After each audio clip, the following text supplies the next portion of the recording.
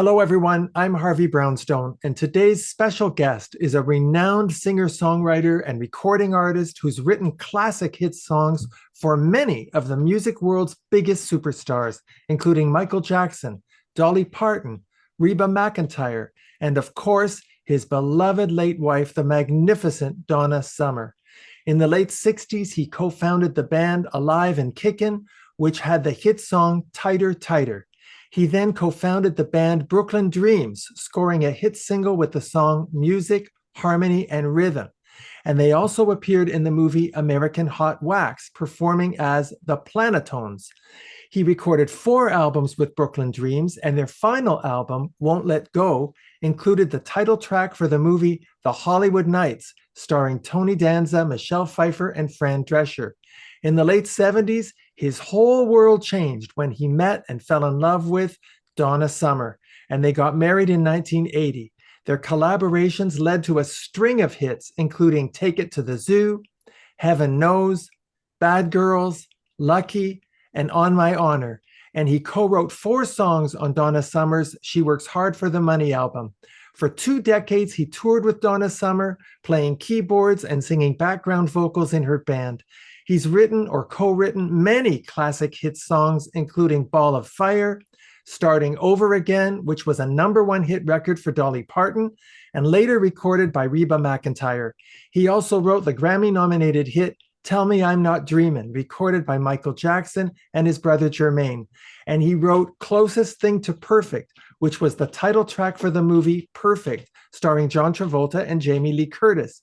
As a solo artist, he's recorded 9 albums, including Fugitive Kind, Rainy Day Soul, which earned him the New Music Weekly Adult Contemporary Artist of the Year Award, Life and the Romantic, which produced the hit song It's Her Wedding Day, which won the New Music Weekly Adult Contemporary Song of the Year Award, The Burbank Sessions, 21st Century World, Spirals Volumes 1 and 2, which he wrote during the pandemic, Ode to a Nightingale, and of course, the beautiful album entitled With Angels on a Carousel, released in 2014, honoring the legacy of his beautiful wife, Donna Summer. He was also heavily involved in the highly acclaimed 2018 Broadway musical, Summer, the Donna Summer musical. I'm delighted to welcome Bruce Sudano to our show. Bruce, thank you so much for being here. Wow, that's a lot of stuff. You've done a lot. Yeah. Hi, Harvey. Thanks for having me. It's such a pleasure and an honor. I read that you were playing the accordion at the age of 4, that you taught yourself to play the piano and guitar, and that you formed your first band and were actually being paid to perform at the age of 12. Your website says that music was an escape for you as a child. What were you escaping? I was escaping the reality of everyday life.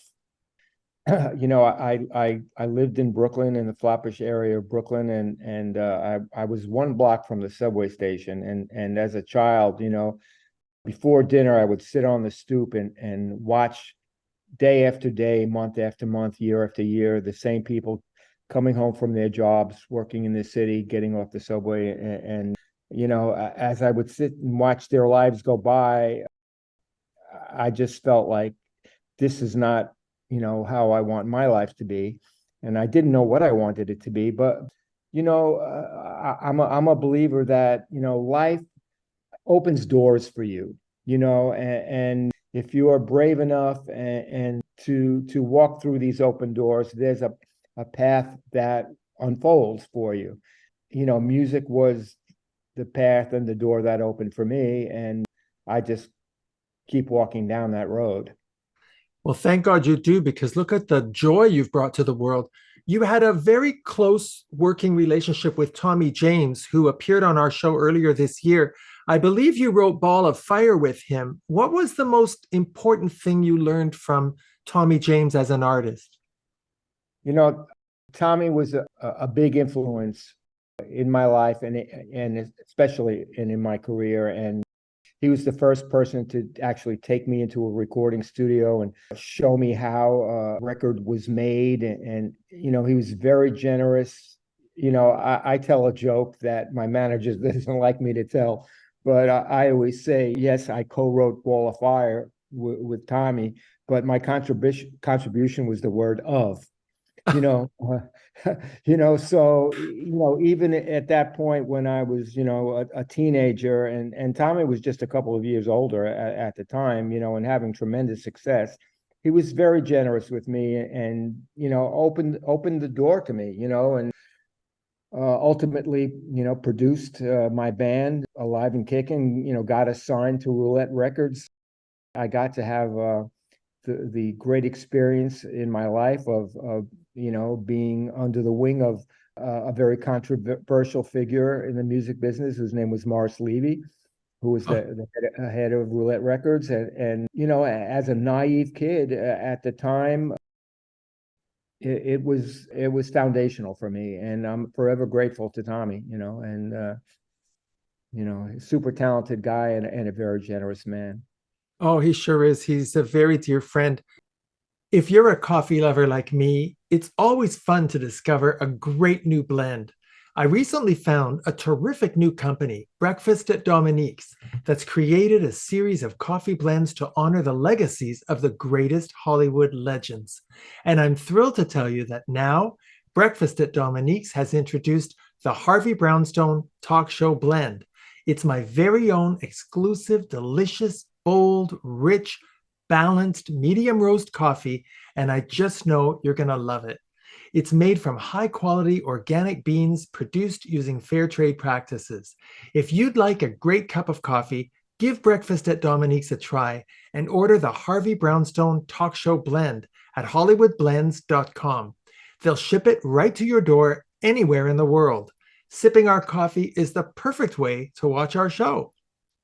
Who were your musical influences growing up, Bruce? My musical, I came up in the late 60s. I always aspired to be a songwriter. My father, when I was a kid, had a route for jukeboxes.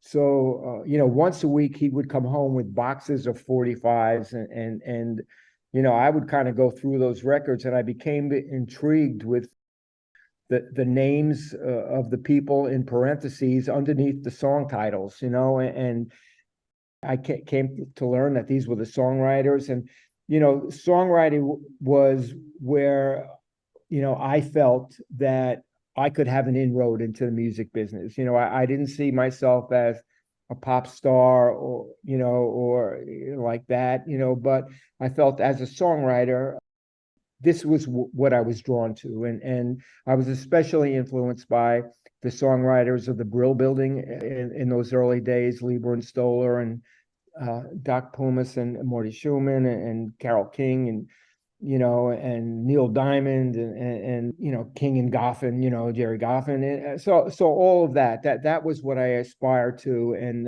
so I started putting bands together as a means to begin songwriting for my bands, and it's an ongoing for me learning experience, being a songwriter, continue to grow, continue to refine what I do, continue to dig deeper, and yeah, that's what it's been. When I look at your career, especially in those early years, I get the sense that you were a confident young man. Am I right? I was overly confident, and in some ways I was a little too conceited and a little too confident.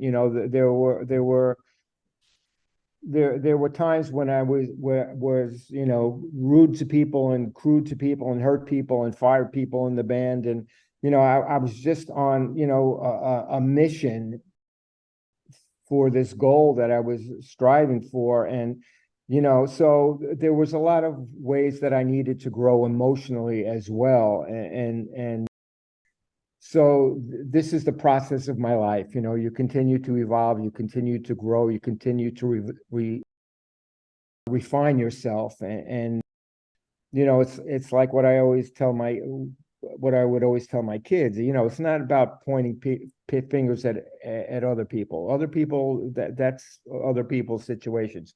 Your job is yourself, and how can you be better and work on that, and I continued to do that till this very day.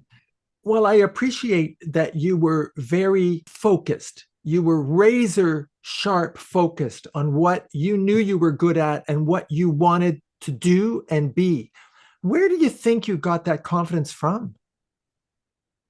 Yeah, well, I I was the oldest of three boys. I had parents who supported what I did, who, I had a good education. I had a Jesuit education, and so I learned, a lot of philosophy and sociology and theology and philosophy. So, philosophy is, one aspect of things that I like to sometimes include in my songwriting.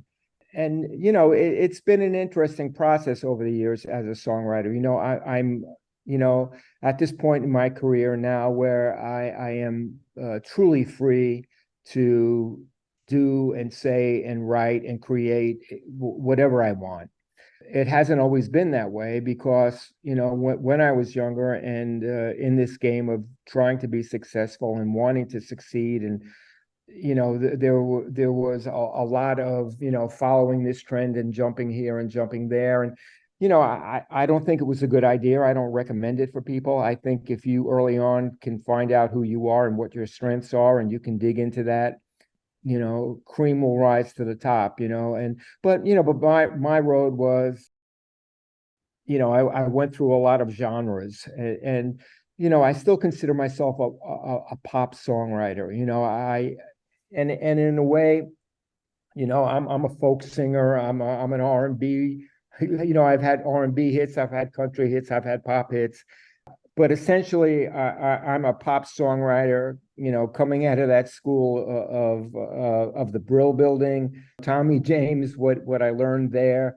But I try as now in my freedom, so back then I was kind of limited to, you had to write a love song and it had to be in this style, and you were trying to have a clever lyric, and it was a lot of that. Now I'm much more free, and obviously I still try to write in a creative way and say things in ways that haven't been said before, and try to have a way that emotionally connects with the listener.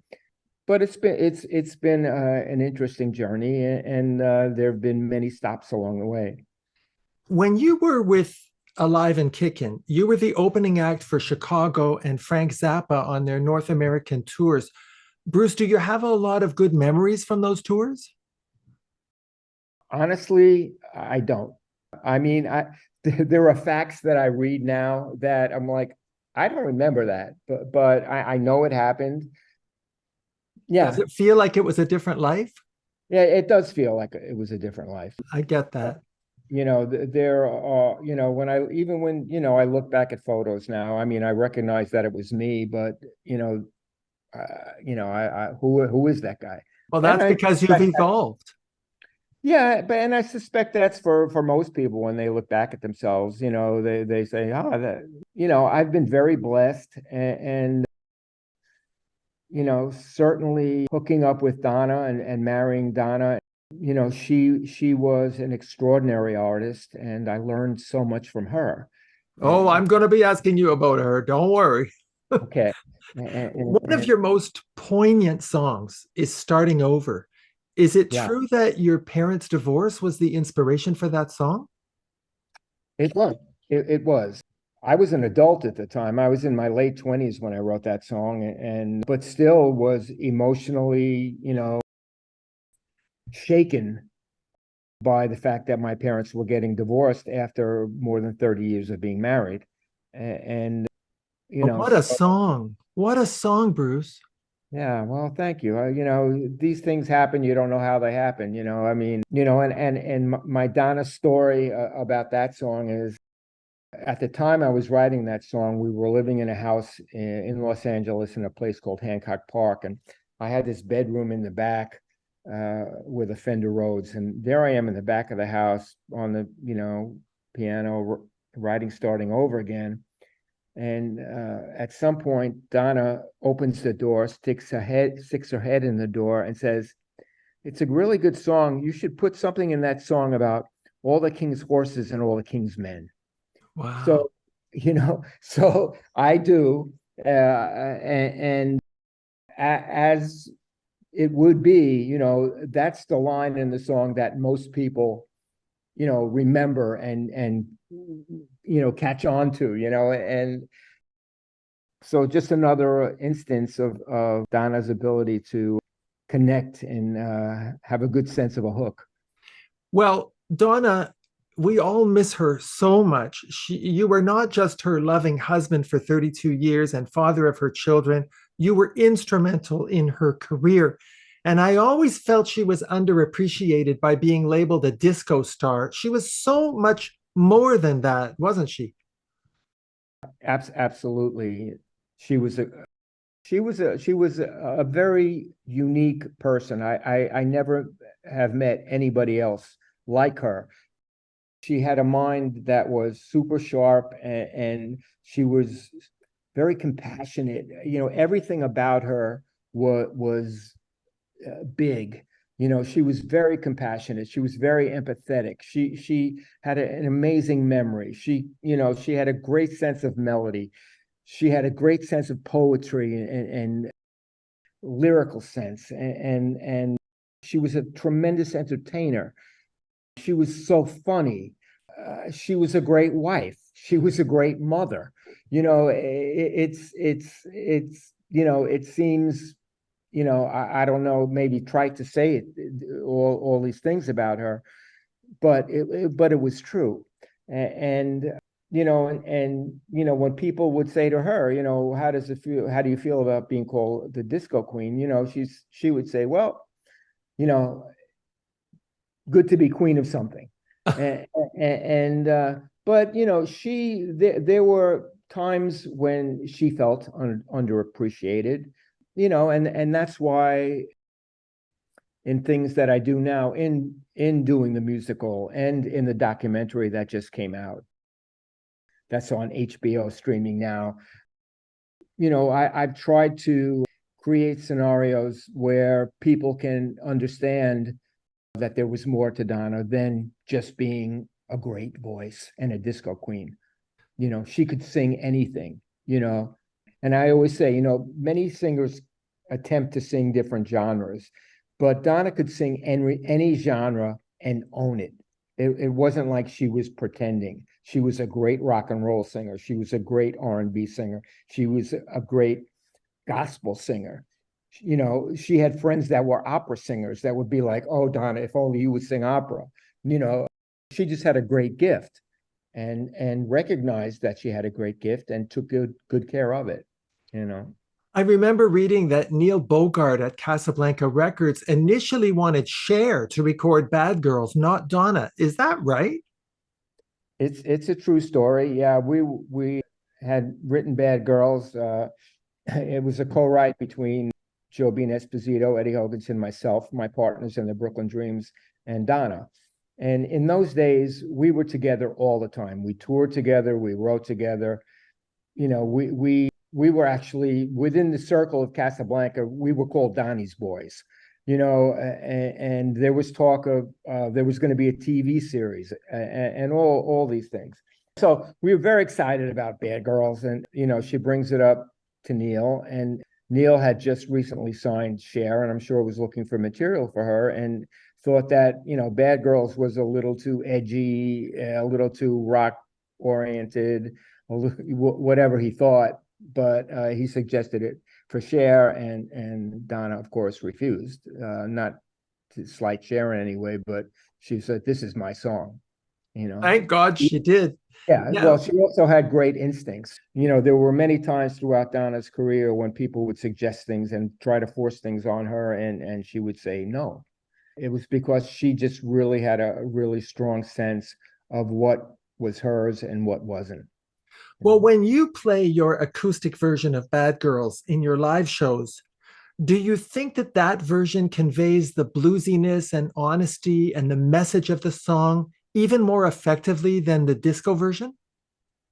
I would tend to agree with you, only because the disco version, you can get distracted from the message of the song and the bluesiness of the song by the power of the production. And it's a great production, it's a great horn line, it's a great rhythm track, but all that, can take you away from what the essence of the song is.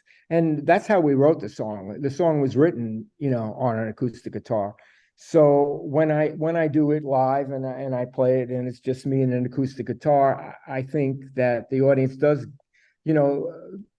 at first they're surprised. It surprised me at the beginning because I didn't realize for the audience it would be interpreted as that different from the original, from the record. I was surprised myself. I'm like, oh, really? Oh, okay. But this is how we wrote it, and we just made a record, of it and pumped it up. But yeah, this is the soul of the song. It's a very soulful little, rhythm song with a message. And this was the other thing about songs that we tried to write. We tried to write songs, and I still do to this day, songs that have a message, that can convey an emotion, convey, a story that people can identify with, learn from, and feel something by. And so Bad Girls in that sense too. And that was very rare for a dance song to have a social kind of message in those days. Oh, it was. You wrote a song called I'm a Rainbow for Donna, which didn't get released until 1996. Why did it take so long? It was the last album of a series of albums that Donna was doing with Giorgio Moroder and Pete Pilati. And it was a record that she was doing for Geffen Records because at some point she left Casablanca and became the first artist signed to Geffen Records. And so for some reason, David didn't like the record and wanted Donna to move in a different direction. So the record got put on the shelf, and she went on to make a record with Quincy Jones. Well, I'm sure glad that song came out. I have to chuckle, Bruce, when I looked at your Wikipedia page. It says that you were Donna's manager for 2 decades, but I'm wondering whether the word manager really applies to the dynamic of your working relationship with Donna. What do you think? We were partners. Yeah. We were partners in life. The thing about Donna is that she was smart enough to understand that her career was only one aspect of life, and that, family was important, and being a wife was important, and being a mother was important, and raising our children in a good way was important. And I used to say, you don't only want to have a successful career, you want to have a successful life. And there were times when, decisions were made for Donna's career that went against what the record company wanted, or, the agents wanted, because it wasn't the right career move, but it was the right life move. And I'm sure that, all of that plays into the fact that we were married, for all those years until she passed away. And my daughters are, well-adjusted, beautiful human beings right now, so. And that's no accident. Now, you mentioned earlier this year, HBO released a documentary film entitled Love to Love You, Donna Summer, co-directed by your beautiful daughter, Brooklyn. Are you happy with how that documentary turned out? Yeah, I'm very happy with how the documentary came out. I'm very proud of Brooklyn. She co-directed it with a man named Roger Ross Williams, who is an Academy Award-winning documentary director, who was gracious enough to say, yeah, I respect Brooklyn, who she is, and her vision to co-direct this with her. And, I think that they made a very interesting film. They made the film that they wanted to make. It may not be the film that a lot of people, or some people, anticipate, because it's not all glitz and glamour. It's very heartfelt, and it's deep, and it's soulful, and it's honest, and it's real. Well, The movie was very much an exploration of the real woman behind the superstar. Do you Yeah. think, I'm just wondering, when I was watching it, I got the feeling that Donna felt misunderstood by the public. Am I right? Well, maybe the public at large, she loved her fans, and her fans to this day are very supportive and always really understood her.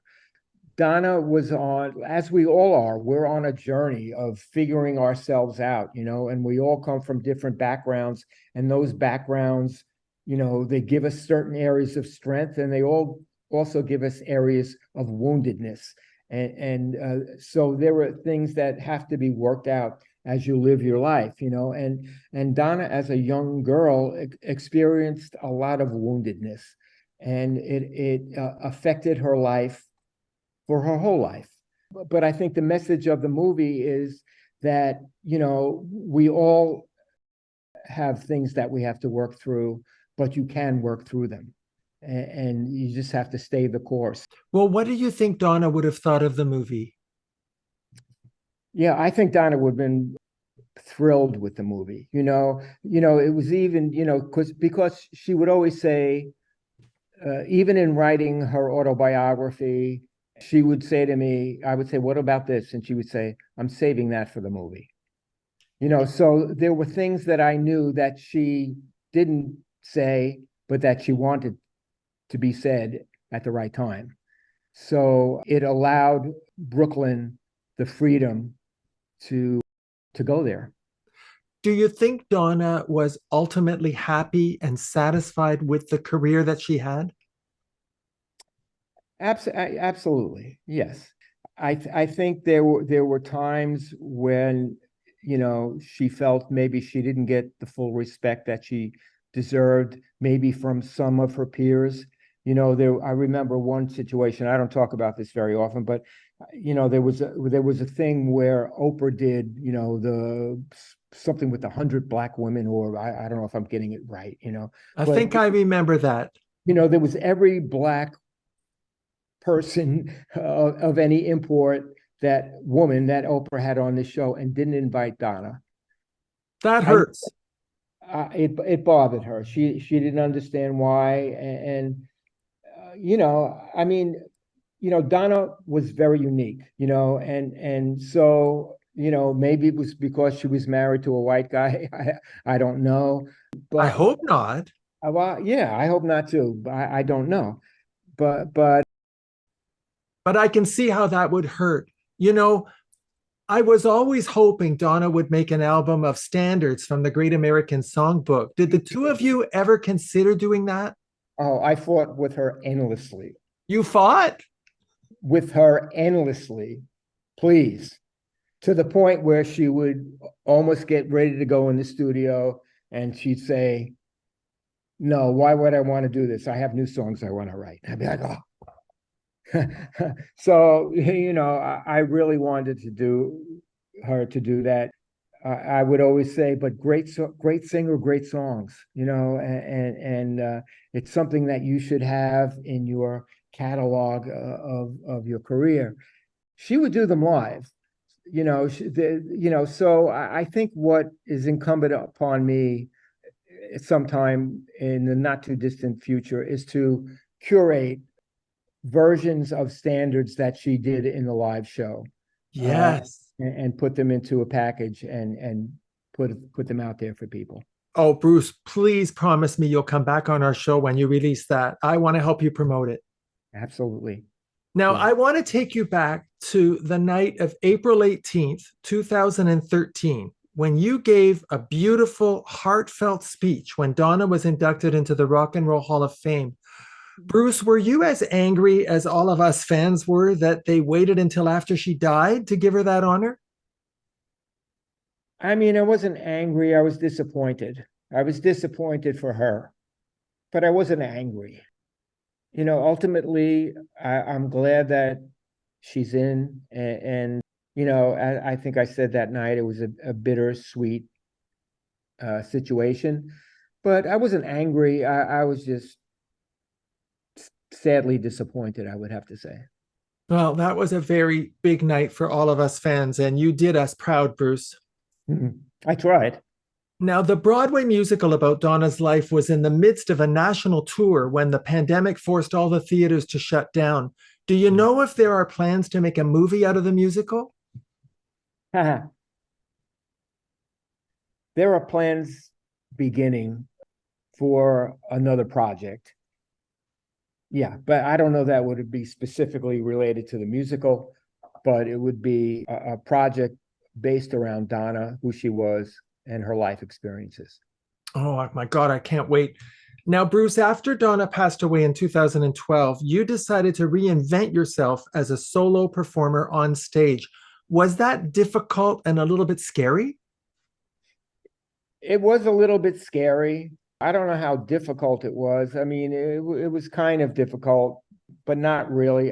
I really had no choice. You know, I had run out the string of my options of what I could do, and then when I got to this point, you know, I always say this, that I had the blessing of being surrounded by great singers for my whole life. You know, Joe Bean Esposito and Eddie Hoganson and the Brooklyn Dreams and Donna. You know, and you know, these are people who I call natural born singers. You know, I wasn't gifted that way, so I was always intimidated to sing. So that was the biggest challenge for me, was to actually sing solo in front of people. But I also recognized that I was at a place in my life where this was my option. This was the challenge that was always set before me, that I had always waylaid. And so I knew that this was the time. And And you so, conquered it. yeah, I mean, I don't know if I've conquered it, but I've certainly walked up that mountain. And you know, you know, the good part of this for me, and I think for anybody who continues living their life, is you can continue to improve.